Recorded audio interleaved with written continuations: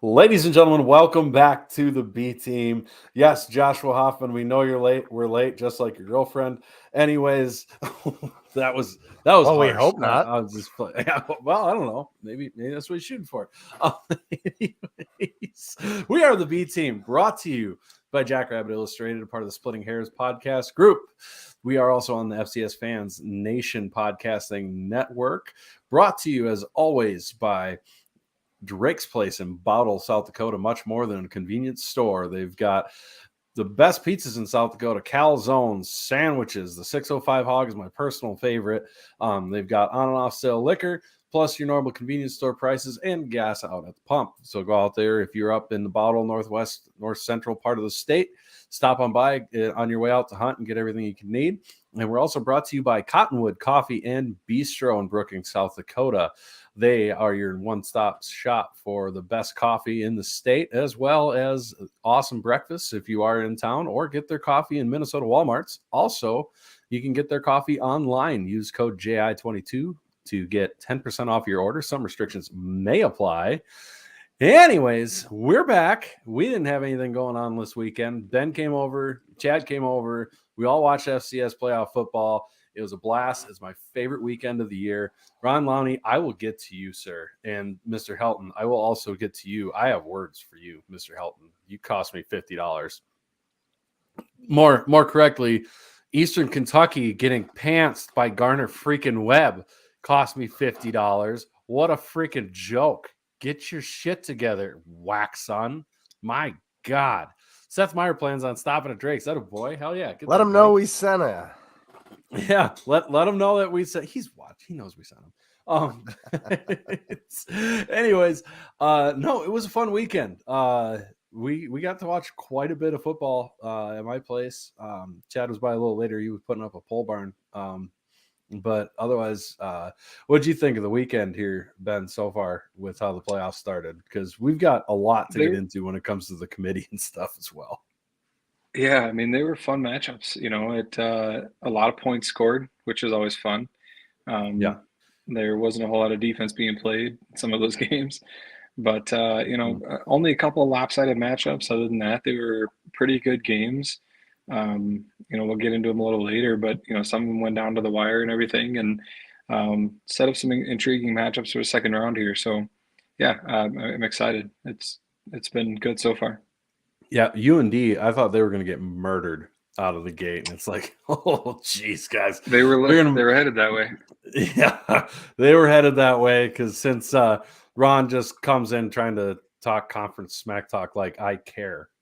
Okay, good for you. I don't think they give out a trophy for the best the conference that had the best playoff record at the end of the year, but they do give a trophy out to the national champion, something that the Big Sky hasn't had in like 5 or 6 years. But I'm just saying, I'm just saying.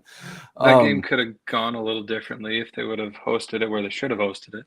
Right. If the committee wasn't on the take, like at this point, every conspiracy theory is valid about the committee until proven otherwise. Right. And, I feel bad for guys like Sam Herder and Matt Frazee and Kyler Neal and all these guys that have interviewed committee members, and they all, and me to an extent, everybody took them at their word that things were on the up and up and that things went a certain way. The highest bid hosts the playoffs, because there's been plenty of instances where teams that are far better have had to go on the road because they didn't put up the bid or whatever. There's been instances of Nichols State hosting and having the visiting team use tents for their locker room, which just so happened to also be UND. Yeah. There's always been the theory that frickin' Dustin, I talk about a damn want. He says you don't want to talk about hoisting natties, Brendan. Maybe I will after this year. But anyways, they just did whatever the hell they want. you go on one hand and they say Weber got to host because they had the better resume and they were almost a seed. Well, that's never happened before, especially when you get outbid by $85,000. I'd have bought it if it was like a $10,000 difference. Like, okay, cool, give it to him. And honestly, if you are a big Sky fan or a Montana State fan or Weber fan listening to this, I genuinely am happy UND lost. Like, I just don't like UND. I don't want any Missouri Valley team to advance past the first round. I'm on record on here saying I want to be the only Missouri Valley team in the playoff because I don't want to face them in the playoffs. It just helps us in recruiting when they don't do well. So whatever. Anyways, it's crazy. So you go from that, right? And you ignore the bid. And then you go with the Montana side of things and you admit that, yeah, we didn't know the bid, but we knew Montana was going to put in a big bid, and that was a factor, which is something that was always swore up and down. No, we don't take that into account. And fans have always accused them of that, of Montana's going to get in because they have a huge bid. That goes back decades. And then they go and finally admit, I mean, God bless him. Either Truex is the people's champion, and he saw all the dirty bullshit happening in that back room and is just said, you know what, this is gross, this needs to be burned down, and is just outing all of it, or he's the dumbest son of a bitch alive. And I don't believe that an AD for a school like that can be stupid. So I think he's just airing it all out. It's crazy. But the thing to me that's a really, really, really bad look about all this is for NDSU. When your AD is on the committee and then you let this happen to one of your rivals. Like if this happened, like say Sal was on the committee and then that happened to NDSU, there would be pitchforks and they would be attempting to burn down Brookings, South Dakota right now if that happened. And I get it funny that it happened to UND. I find it a little bit funny, but the not funny part is when it's going to happen to somebody else, when they can go off the rails like this and just spit in the face of precedents that's been around for years. Because we have all said you should regionalize the bracket, or you shouldn't, not that you should seed the bracket and have the best team host, not because of money. You shouldn't be able to host because of money, but that's the way it is. And then when you don't tell anybody that you change it and just change it because you goddamn feel like it, it doesn't make any sense. And then you make a conference champion travel on the road to Montana who was a bubble team when your whole thing was, and SEMO also had a ranked win. And then the Montana Magic happened there. I don't want to call them Devil Magic. The Montana Devil Magic happened up there in the playoffs, which we can all relate with.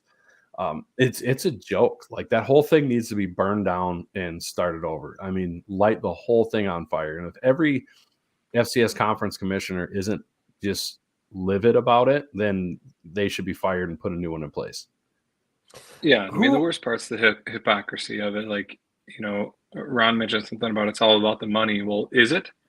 Because they took less money to let Weber host a game. Where on the other side, they took money to have Montana be in. So it just the wishy-washy feel of it, and just like basically we'll do whatever we want, and there's really no rules. I mean, like it's a mess. And you talked about it on Twitter. I think we just need to burn the whole thing down. And like I really hope that the FCS ADs as a whole get together and try to do something about it, because it's a joke. I mean, it makes the conference look bad, or not the conference, our division, the whole FCS subdivision level look bad. And and this is on the heels of a conference flipping a coin to figure out their conference champion. So yeah, and who would have thought that was going to be more transparent? That's what I've been waiting to say.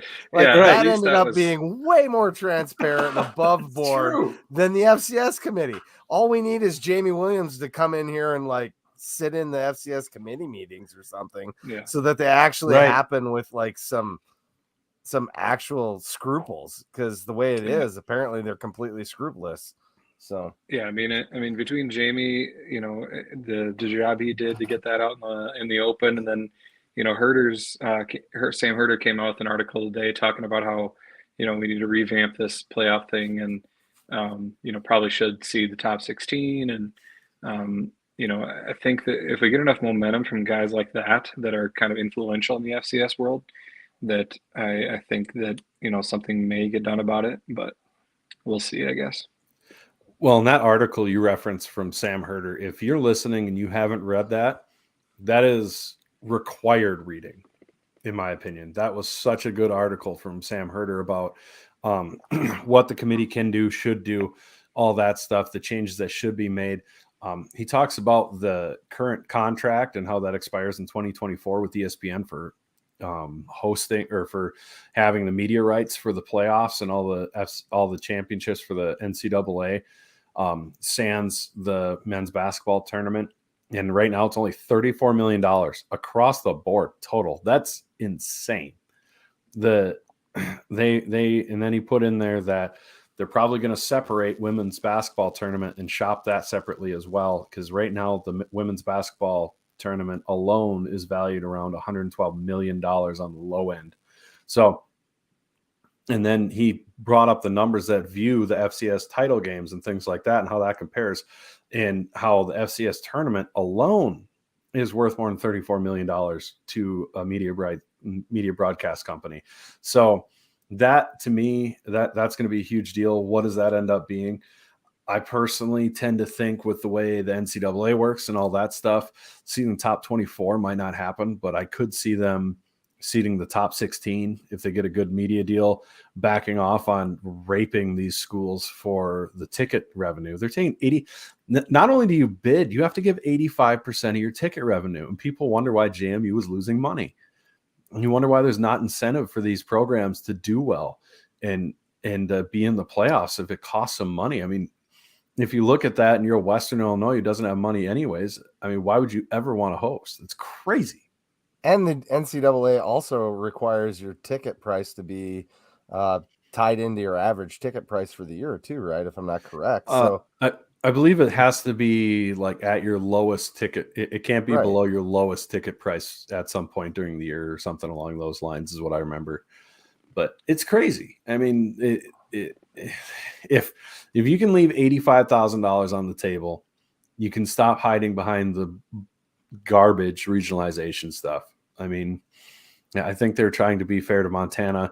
They thought they were tired from watching MSU run up and down the field. Yeah, I was tired watching Montana State run up and down the field on them. And the thing I find interesting is the people who use beating SEMO as some sort of validation for Montana. I don't really buy that. I don't buy that for a lot of first round games, honestly. Generally speaking, I don't think a lot of those matchups are something that validates a program that's supposed to be the stature of Montana. It would have validated something for SEMO if SEMO would have won. I could see them as a program up on the come up because they look good. Their lines look good and things like that until it fell apart in the second half, reminiscent to something we don't talk about around here. But otherwise, I mean, some of these games in the first round with the automatic bids, which, yeah, I get it. It sucks, but that's an NCAA law. If you qualify for an automatic bid as a conference, you're going to get it. They're not going to just take that away. And before you say just take it away, remember, that's how SDSU and the Summit League gets an automatic bid into the NCAA tournament. That is why that exists. So it's just part of it. Sometimes things suck and you just got to swallow that pill. It is what it is. I don't know. Do you have anything else on that, Ben, outside of the? I don't think so. Seth Meyer had a good point. In it is the revenue or the bid. So when you make a bid, it's guaranteeing that much revenue, right? Which makes sense. Your ticket revenue, you're assuming you're going to sell enough tickets to make up that. I might have to reread that article because I thought it said that it was 85% of the ticket sales as well. I don't think it's in addition. Maybe I think it's saying that, like the schools are saying that we're going to sell enough tickets where 85% of it will make up at least the bid amount. And I mean, even so, you're still getting just gashed. Oh yeah, How many plane trips? I mean, I don't know how much a private jet costs, but geez, $127,000 is a big bid. I would think that would cover an Allegiant plane from Vegas or Weber in this case to North Dakota. Yeah, I mean that's the purpose of the bids is right. That's what they claim. The purpose of the bids was to cover the cost of travel of the visiting team. So, but I mean, do we think that UND has the largest bid out of everybody that put in bids? Because you got to put in bids before you get seated, right? So, I mean, SDSU obviously put a bid in, even though they knew they were going to get it. Well, did you see the latest thing to come out about that? And that's the worst part of it all. Was when Truex came out and said, when you bid, if you're in the second round and you're seeded, right? We all were under the impression that if you are a seed, as long as you put in the minimum bid, you will get to host, right? And that was kind of the minimums consensus. Increase, right? Is my understanding. Yeah, something like that. But then he comes out and says, well, if one bid is way higher than the seed, we would consider who gets to host. Are you effing kidding me?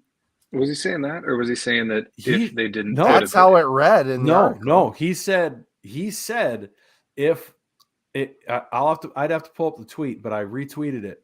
And I thought he was saying that if the seeded team didn't submit a bid, like if they didn't bid at all, then they would talk about it. That's how he started, which we kind of knew. But then, all right, here we go, because I retweeted it. Teams are not allowed to bid $0 if they want to host. As an example, if MSU bid the second round minimum this year and Weber had bid, say, 100,000, there would have been a conversation about who hosts. Gotcha. That's insane. After you just pull this crap with Weber and UND to come out and say that, they're so out of bounds. I mean, if that were to happen, because part of the luxury of if you know you're being a seed, you should be able to bid minimum and not get gashed for financial reasons. I mean, that should be part of it. And know that, hey, we're probably going to be a top seed up to, we're probably going to be a top 4 seed. So we're going to bid the minimum for these games to make sure that we get to host the ones we're supposed to host. And we don't have to bid something crazy and get gashed for no reason because we know we're going to be a seed. And now they bring that up. It sounds like they're just trying to milk extra money out for no damn reason. It's insane. Yeah. So Troy's idea here of just charge each FCS school $25,000 a year each to cover the transportation cost. I think Matt Frazee had a similar idea on the FCS Fans Nation podcast, and I don't hate it. It's like just ante up. I love it. And like if you don't like the ante, then get out of FCS. And that way, if we ante up, then we can have more control over the playoff selection. Ideally, I mean, that would be part of the deal. And that it wouldn't be such a joke then. Because then they wouldn't have to figure out the revenue of it. You'd have plenty of revenue. You'd have plenty of dollars available for travel cost. And so we could have a legit tournament that didn't have to be this mess that it is now. Yeah, I mean, absolutely. If you can't, as a Division I institution, pony up $25,000 towards the championship or the playoffs, you probably should be participating anyway. Especially the amount of teams that have bye games. In the name of having a legit playoff, like it seems worth it. Right, and it feels insane that all the fun of this weekend is so overshadowed because the committee was so sleazy. Yeah. And, I said something about how bad it looks for Larson on Twitter, and Dom Izzo responded to me with a tweet and a clip from his show where Matt Larson saying, if you're in the field, you can't be in the room for when they discuss seeds or even who the first round matchups are. That's fine. And they loved selling that line, and they have loved selling that line that if your team's in and whatever, you're not in the room and whatever. Like, we're going to pretend that this is some perfect bubble and they don't run into each other outside of this room. Like they don't talk. Are we that? Yeah. And even if you do believe it, are we going to pretend that these dudes aren't shaking hands and yucking it up outside?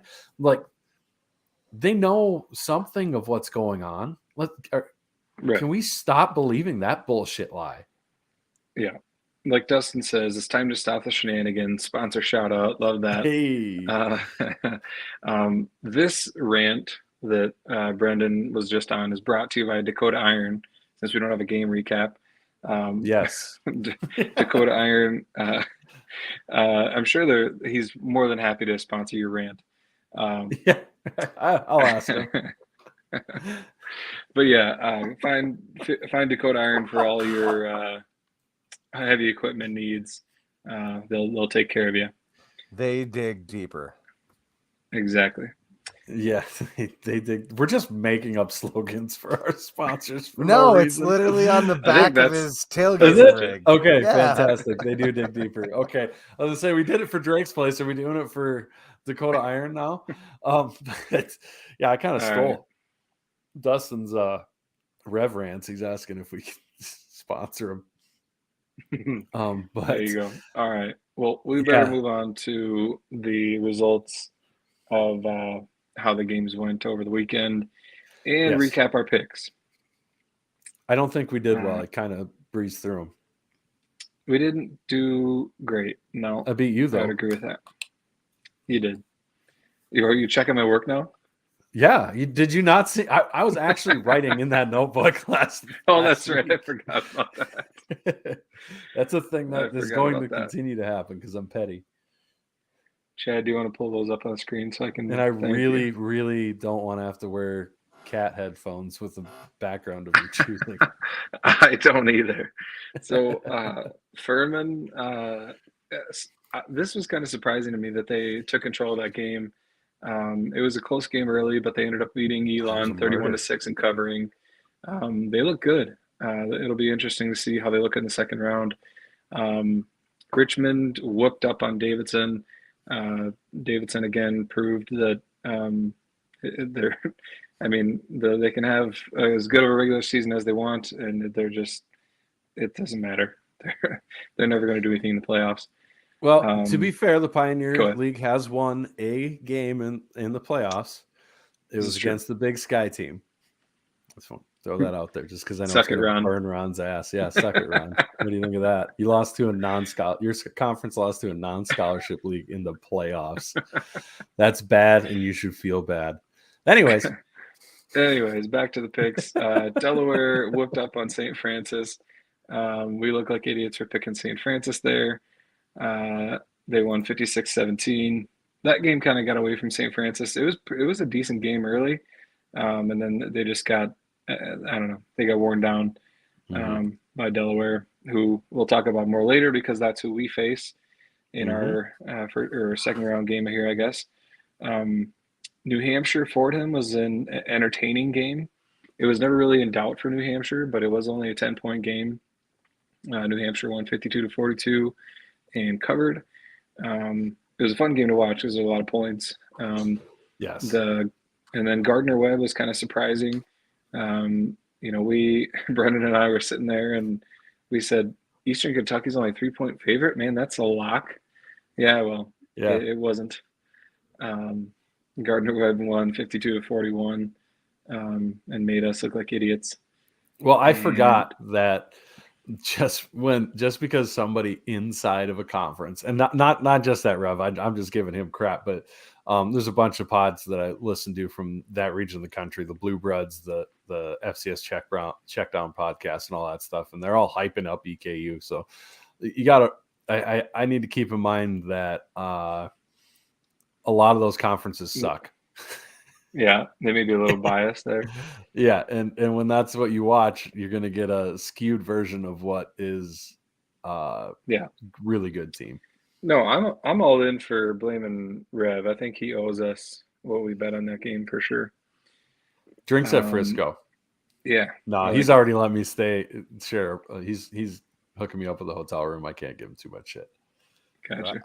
I'd take one of them purple beers he's been pimping.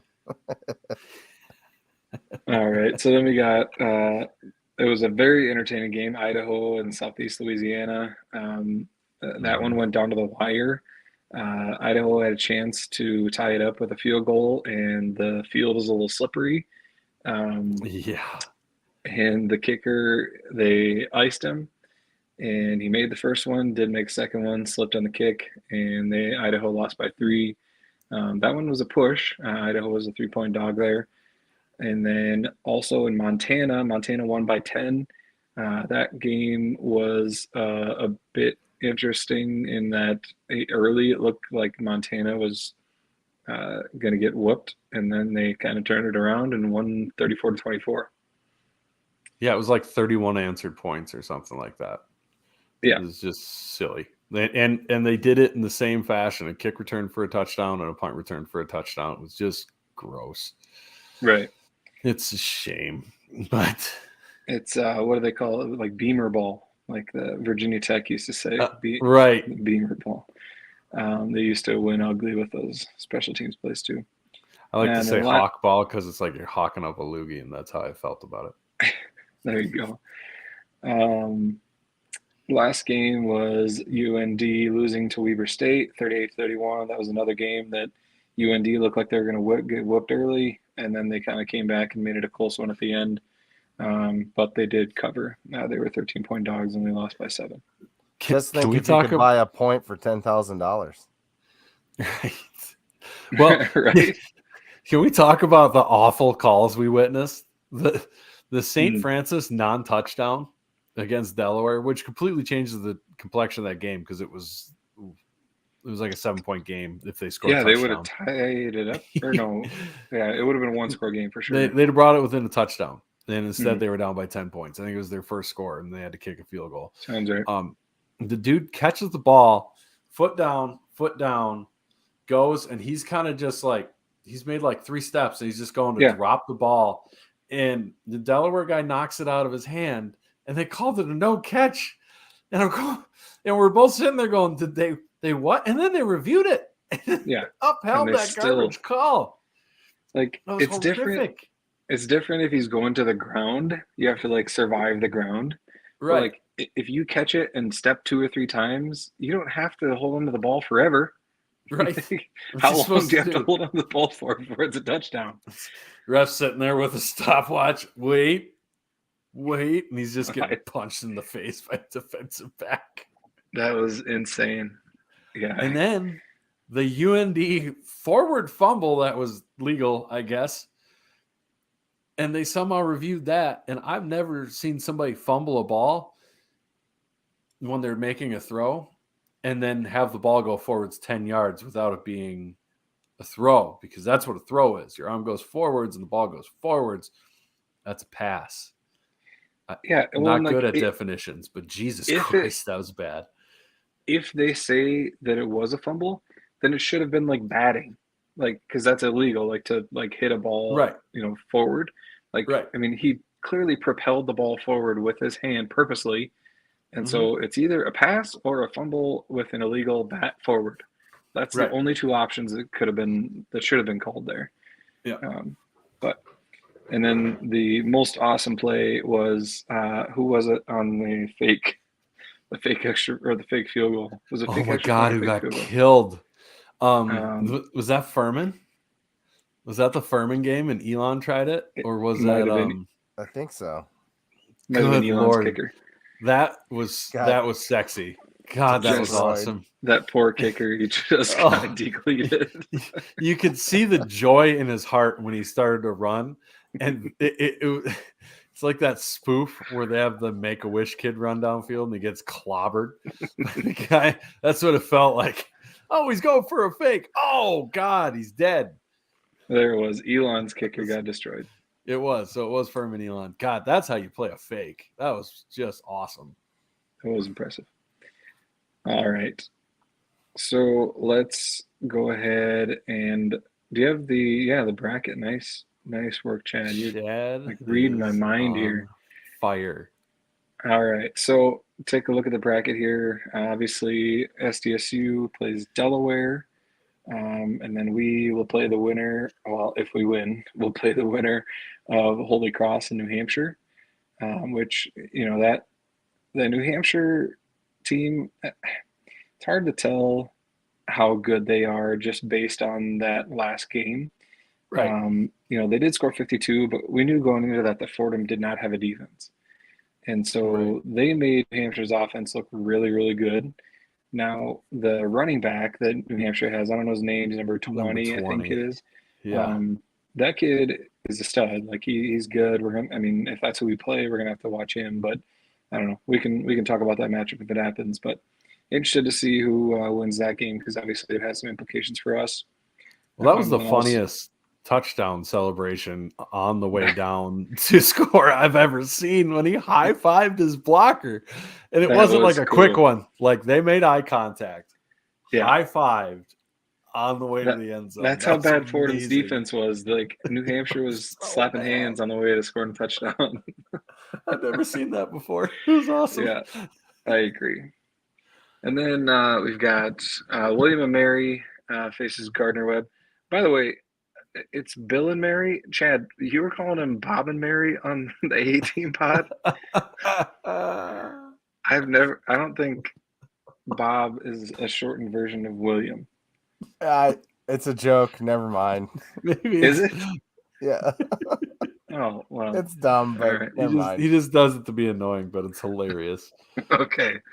All right. Well, you never know. Old Billiam and Mary. And then we've got Montana State, Weber State, which is a very intriguing game. Yes. On the other side of the bracket, we've got NDSU hosting Montana, Samford hosting Southeastern Louisiana, Incarnate Word hosting Furman, and Sac State hosting Richmond, which again is a very intriguing game. Yes. That's how the bracket looks right now. If you watch the FCS Fans Nation podcast, which I highly recommend, they do a great job of breaking down the first round games and previewing second round games. They talked about, talked about how many seeds they think are going to get upset, and we'll see. We're picking against a spread, so it's a little different. But I guess my take is I think that we'll see 2 seeds fall. I could see up to 4.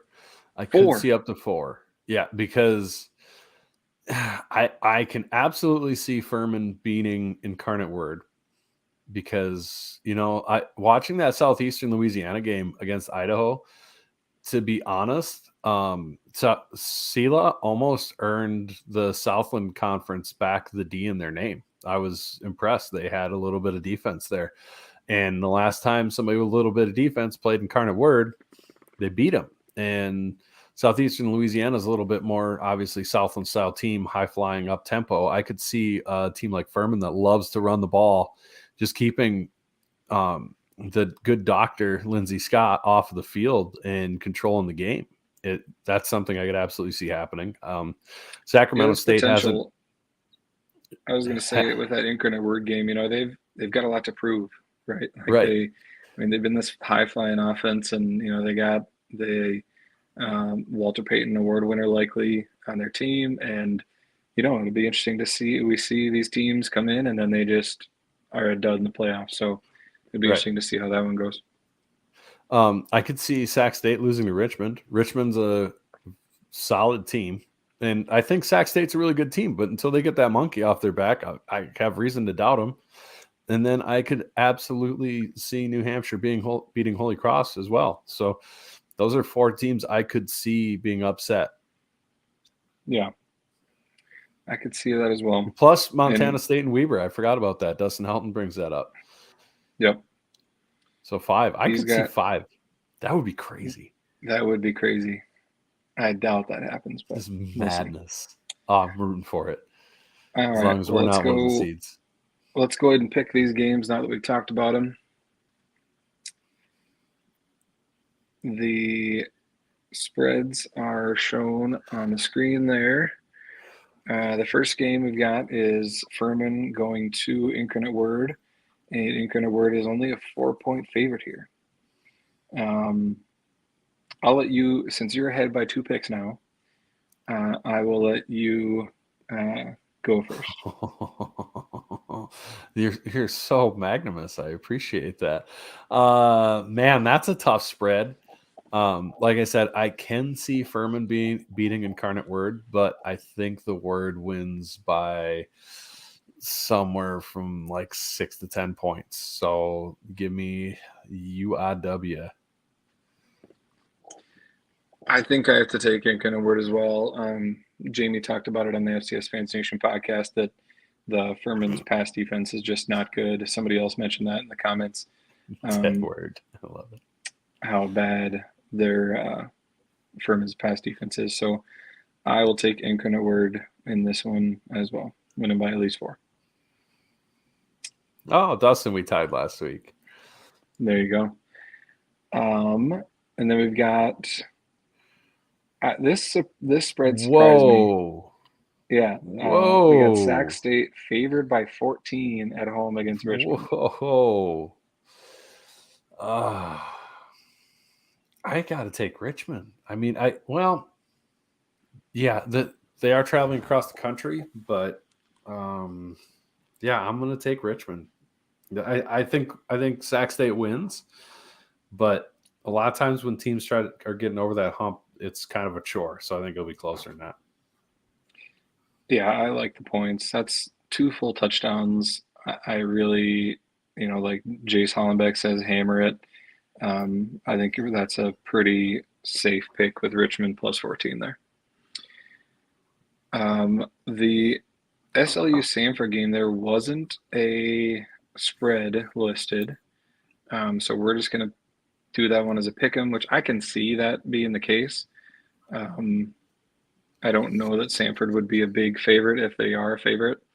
I know they would be favored, but I bet it's, if anything, it's 1 or 2. So we'll go ahead and use that. Pick that one as a pick 'em. What do you got? Well, after watching that Idaho game, I think Idaho has a better defense than Samford does, but also Samford's got a way more potent offense. Just having watched them play Mercer, I've never seen receivers that sure-handed. Like everything that was near them, they caught the ball. It was impressive. So I'm going to take Samford since it is at Samford. But I could totally see him losing this game. Don't want to pick the same as you, but I think I'm going to. Jim Poppins' desperation is a stinky cologne. It is. I can smell it. It causes you to have to use your phone instead of your laptop to record. I'm not desperate. You're desperate. If I was desperate, I'd be going the opposite of you in all these games. You're running out of games to be able to catch up on too, because after this round, they get pretty thin. I think, and the Rev said that he thinks that Samford will be a 6-point favorite.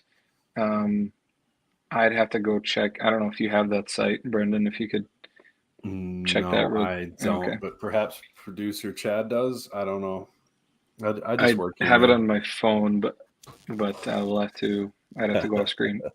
We'll just pick it as a pick 'em. I'm going to go SLU in this one. I think their offense looked pretty good. They think their defense does enough. I think that is one of the seeds that goes down. Then we've got Montana going to NDSU. This spread also was interesting. I thought the spread would be bigger. Vegas seems to love Montana. I think it's a stats thing because the games that they did win, they won by a lot.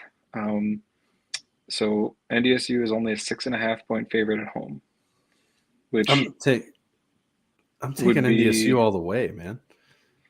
I think you have to. If anybody watched the beginning of that SEMO game, SEMO's running back just pummeled Montana. And that's Southeastern Missouri State. No disrespect to them, but they don't have the rush attack of NDSU. And we've seen what Montana State run game did to them. And I would love Montana to win this game, which makes me feel a little dirty because I really am not a Montana fan at all. But I just like seeing NDSU lose. It's my second favorite thing in the world besides SDSU winning. So, but I just don't in the Fargo Dome with a place they haven't played in a long time against that. I don't see them getting anything done. How percentage of capacity will the Fargo Dome be? Full, right? No. I imagine. No. Well, maybe for Montana. I think Montana will travel a bit. I'm betting they'll help them sell it out. I'm betting they'll have 17-2. Nice dig. That was good.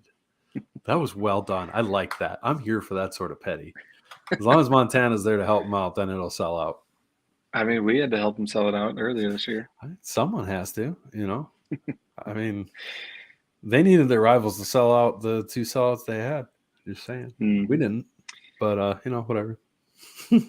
Yeah, as Kendall says, NDSU is dealing with the transfer portal. It will be interesting to see if that has any effect. I think if anything, it can have a better effect on them. Just kind of a camaraderie, like, hey, let's screw those guys. They're out of here. Let's band together and win this thing without them. Right. I think that's what the coaches will probably push, I'm guessing. No Hunter Lipke, but like Brendan pointed out. Is that confirmed? No Hunter Lipke? Yes. That's what it sounds like, yeah. Yeah. Gotcha. Even without Hunter Lipke, I think the NDSU offense has enough. I think what's up, Dallas? How's it going, man? Hey, Dallas. Hello. I think the only way Montana stays in this game is with some of that black magic or whatever, Montana magic. Right. With some crazy special teams plays. And I think Troy has obviously never seen a game in the Fargo Dome. He's a very silly, silly person. I bet the referees. Yeah, Troy says I bet the referees help Montana. But no, I think you're a big Sky fan, aren't you? That's adorable. I think NDSU is too disciplined to fall for that. Or he's an NDSU fan. Is Troy an NDSU fan? Honey Badger says Montana's crowd didn't show up for their own game. Fargo will have empty seats. It was Thanksgiving weekend. So, yeah. Like that narrative has to stop too. Like, oh, it looks so bad for the FCS. Have you seen a single screenshot of Maction this year? Or how about Texas A&M Stadium or Stanford? I mean, there's more empty seat. The amount of empty seats that are in some of those stadiums, you could fill the Dana 15 times with. It's Thanksgiving weekend. Attendance sucks that weekend for everybody. Yep. That's just reality. Yep.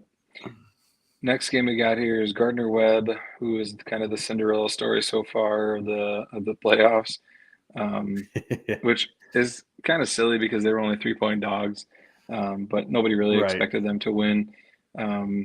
They go to William & Mary. William & Mary is only a 7-point favorite here. I'll go first on this one. I'll take William & Mary. I think that they take control of this game. Did you put Bob in there? What is that? It's Bob and Mary. You started Did you just catch that? For Incarnate Word, he put in word, TEH word. That was funny. I'm surprised he hasn't tried to color code my spreadsheet here and really mess it up. We're just here to have a good time. Now, did you put that pick in his? Yeah. Chad, do you want Gardner Webb or William & Mary? No, I want William & Mary, but I want to make sure Chad's putting it in the right spot because you went first. Yeah. I put it in the wrong spot. I'm sorry. I thought so. And it doesn't matter. I'm just saying for the future, I have to protect myself here from a bogus had it loss. Thus far, so my bad. Well, that's because I've been picking first so far. So,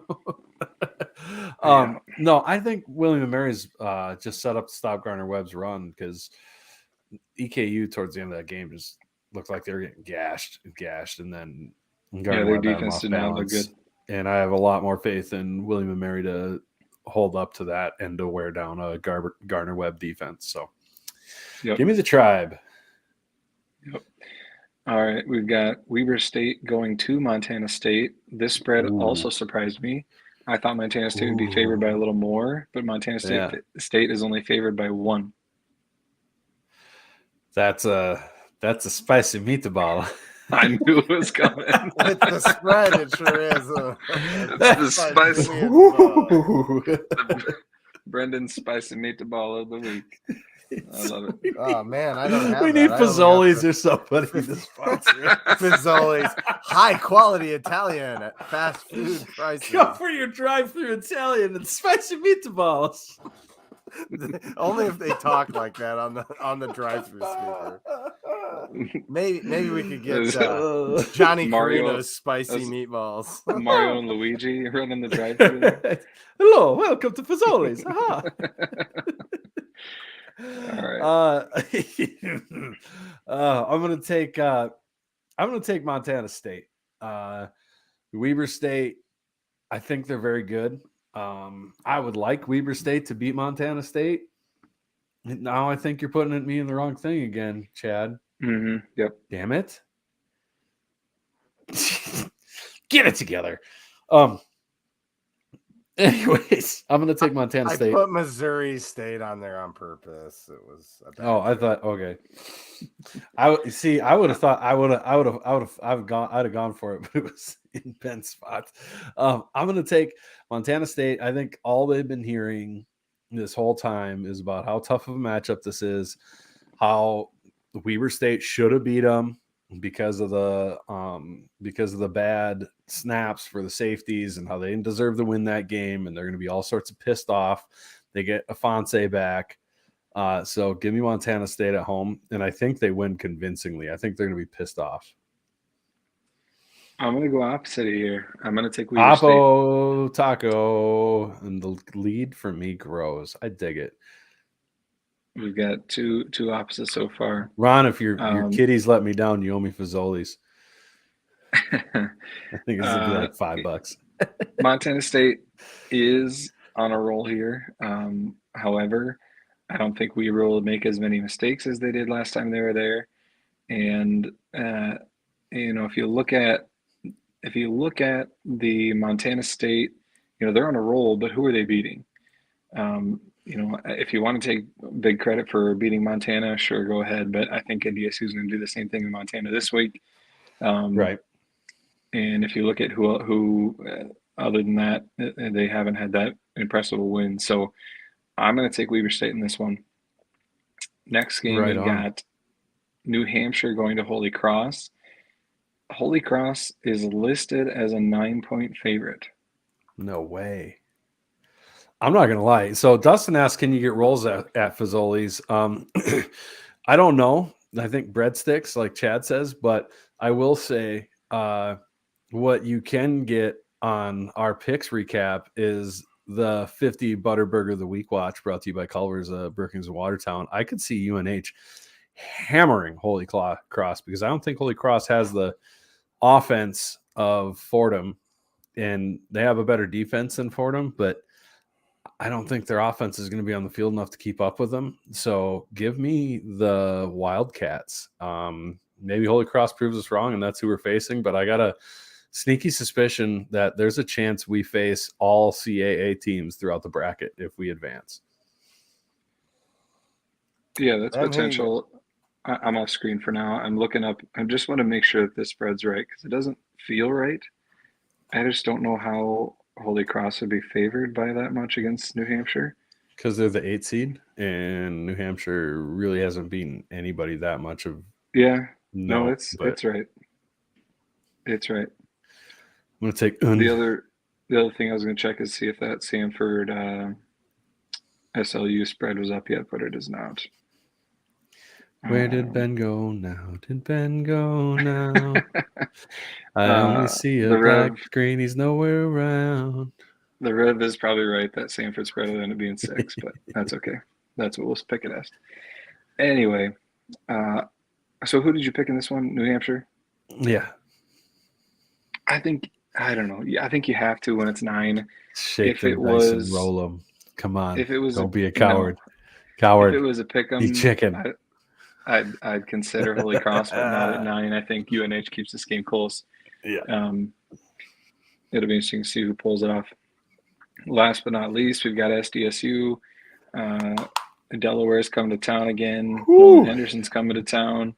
SDSU is a 14.5-point favorite, which I absolutely hate and have no idea how to pick. That's a testament to the team.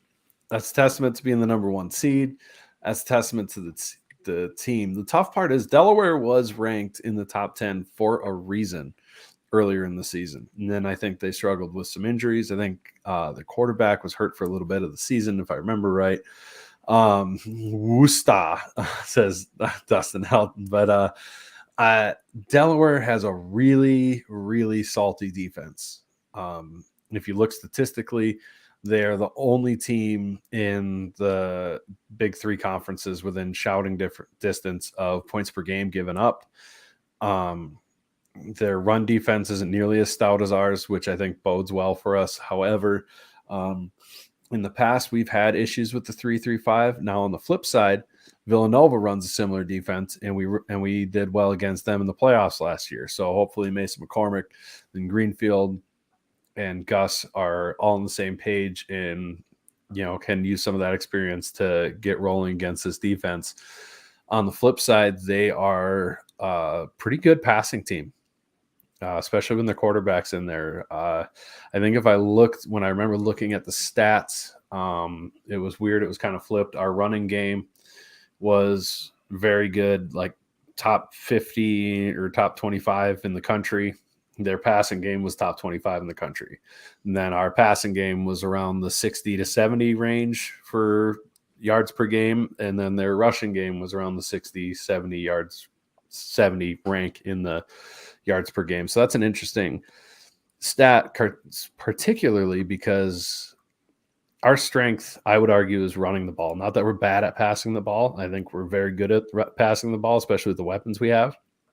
But I would argue our strength is running the ball and grinding teams down.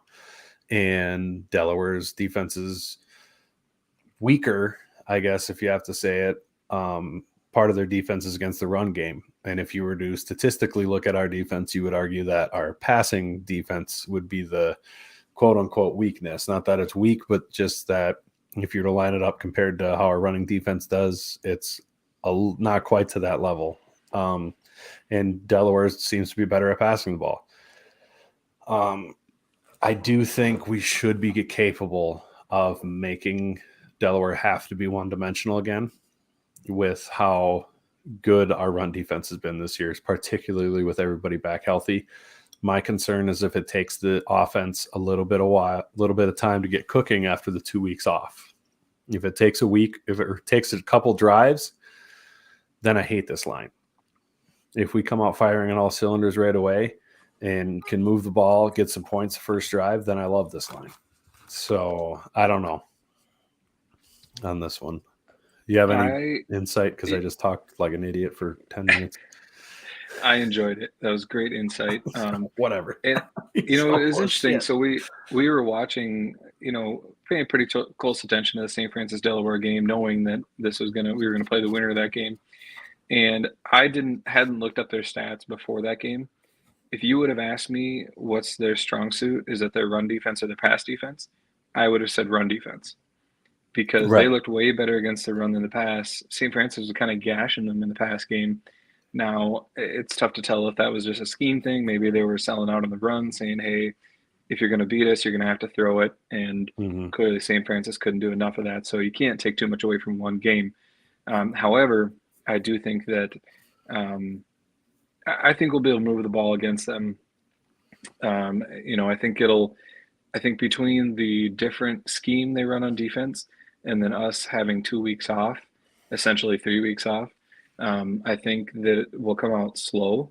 I think at the first half, we probably won't be happy with how the game's going. I could see us leading 10-7 at half and us being kind of nervous. However, I do feel like we'll get our feet under us and I feel like we'll start to take over the game in the second half. I'm going to go ahead and take SDSU in this one. I think that we win 31-14 by 17. Oof. I don't hate that. I do think our defense should be – I have more faith in our defense to stymie them the whole game and our offense and our big offensive line to wear their defensive line out and start to gash them in the second half. So I'm going to be also picking SDSU. I think it'll be like a one-score game going into the fourth, and then we score one more long choke them out drive to slam the door shut. I don't think people should be expecting a game like we had in the semifinals with them last year. I think that's just one of those games.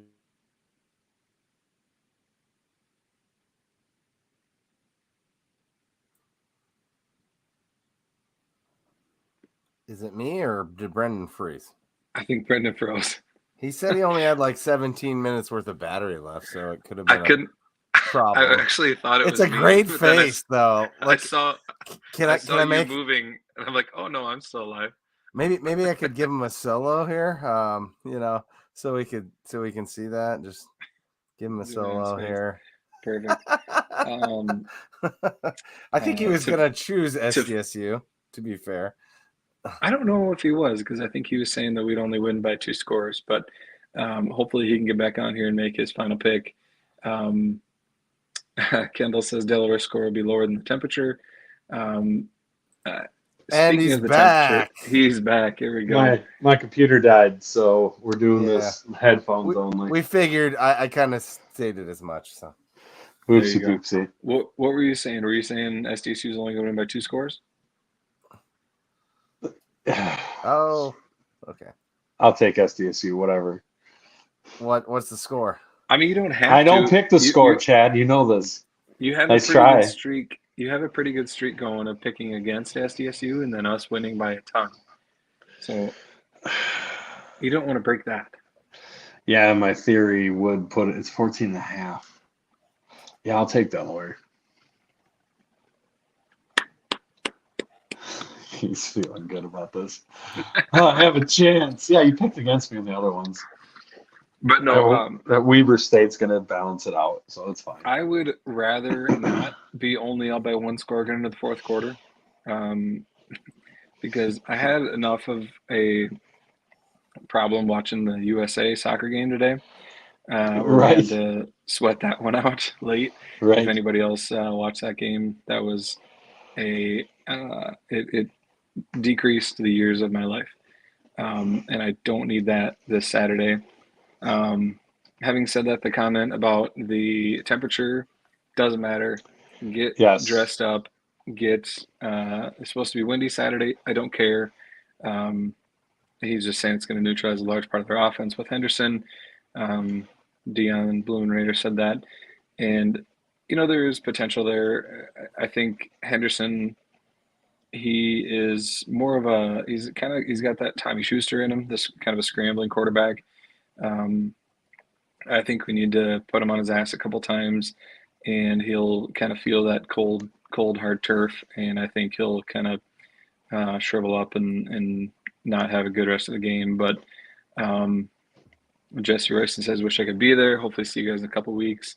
We'll see about that. He's supposed to have a baby soon, so don't know if we'll see him. But anyway, what I was saying is everybody should dress appropriately, get out to the game, stop by our tailgate. We'll be the big blue conglomeration of tents. Yes. We've all got these sweet zip-up sides now, and we've got heaters inside. And it is like toasty warm in there. So, if you're looking for a warm spot to tailgate, stop by, have a beer. I think Brendan's, you're smoking a turkey? I'm smoking a turkey. I'm going to make some green bean casserole because I was going to for Thanksgiving and never did. So I got the ingredients, so you might as well. Yes. It's going to be Thanksgiving in Brookings. But yeah, get your playoff tickets and get to the game. Yeah. Our Matt Zimmer, I almost his Twitter handle, Argus Matt Z. Matt Zimmer had a phenomenal article about this. He said what we've been trying to say or have been saying. He just said it more eloquently than me calling people soft. It's time as a fan base to sack up and show up. Like, this is going to be a yearly thing, and it's been we're on 12 years in a row now. It's the 4th longest playoff streak in FCS history, period, which is amazing considering how long we've been eligible for the playoffs. But people just got to get used to it. That's what it is. This is what it is. And you can say, stadium experience this and that and whatever. At some point, it is on the fans.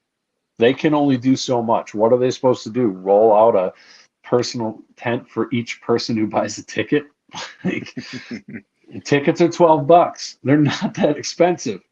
It is what it is. I got people messaging me about Natty tickets right now. Like, show up to these games. Be there. It matters. It's a huge difference. It makes a huge difference for the morale of the team. Never mind what effect big crowd can have on a game, especially a loud one like we have in the cold. Yeah, get there, have fun. Hopefully we can make them one-dimensional. I love our odds if we can just absolutely force them to not run the ball and only pass, because we saw what happened where our D-line was able to get their ears pinned back and just know that they're trying to pass all the time. It worked out well. Henderson was beaten to hell that game. So I would love to see a repeat of that. I don't know if it's going to happen that way, but that would be awesome. That's pretty cool. I didn't go to that last comment about the students. I did not know that they were getting free tickets to every game. That's pretty cool. President Dunn paid for them. That's what, Braxton Ross which is mentioned. sick. Yep. Same.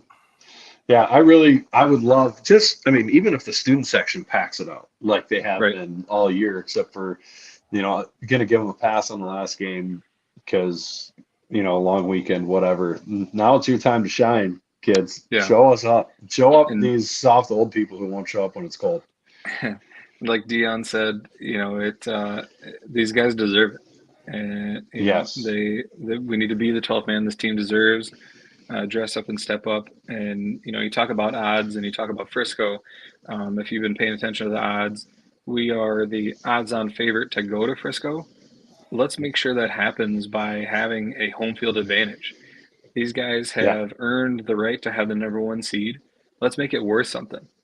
It's only worth something if people show up and we make it a home field. If nobody shows up and it's just a quiet, cold stadium, they might as well be in, Delaware. Right. I mean, I'm in Delaware. there's some comfort being in Brookings, but let's get out there and really show them the support they need. Chad brought up the championship odds there, which again is really interesting that Sac State is plus 250 still, and NDSU is plus 800, but I don't know. These might not be the updated ones. The updated ones I saw were... They're not the updated ones. This is the most recent I could find. The updated ones were interesting because Weber State and Montana State had about equal odds to make it to the semifinals, which is kind of represented in their spread this week of only being a 1-point spread. So, we'll see how that game goes, see how the Holy Cross New Hampshire game goes, and hopefully we're looking forward to the next round after this game. Yes, and somebody mentioned bringing cowbells. I'm bringing cowbells. I'm bringing cheap ones. I think everybody should do it. They can't stop all of us. Just bring the goddamn thing. See what happens. That would be fun. That's how Mississippi State does it. Montana State brings them to damn playoff games. So get out of my face. It's not a conference game anymore. Bring cowbells. And then just start bringing conference games. Mississippi State, the SEC outlawed the cowbells at games apparently in the 70s, and they just did it anyways. They just keep doing it. Yeah. So let's bring them back. I think that's up to us fans. Just bring it back, see what happens. Maybe we'll get a nasty gram from the university later. Don't be encouraging that, but I'm encouraging it. Yeah. I was gonna say we probably don't want to be the ones that push that agenda. But if our listeners push that agenda, then maybe we can say we didn't have a whole lot to do with it. B Team Mafia is gonna get it done, baby. And I will. And for anybody listening who did order one of the new white and checkerboard flags, show up to the tailgate in the library lot right across from where the alumni tent is. I will have the flags at the tailgate. Matt's getting them to me. And the mega tent. Show up. I love it. I love Dustin's comment. That's beautiful. If they wanted if our players wanted a quiet, cold stadium, they'd have gone to school in Vermilion. And that's a mic drop. That's a walk off. I love it. Except for they wouldn't be playing this time of year. Well, that too. This is true. All right. With that, get to the game. Go big. Go blue. Go Jacks.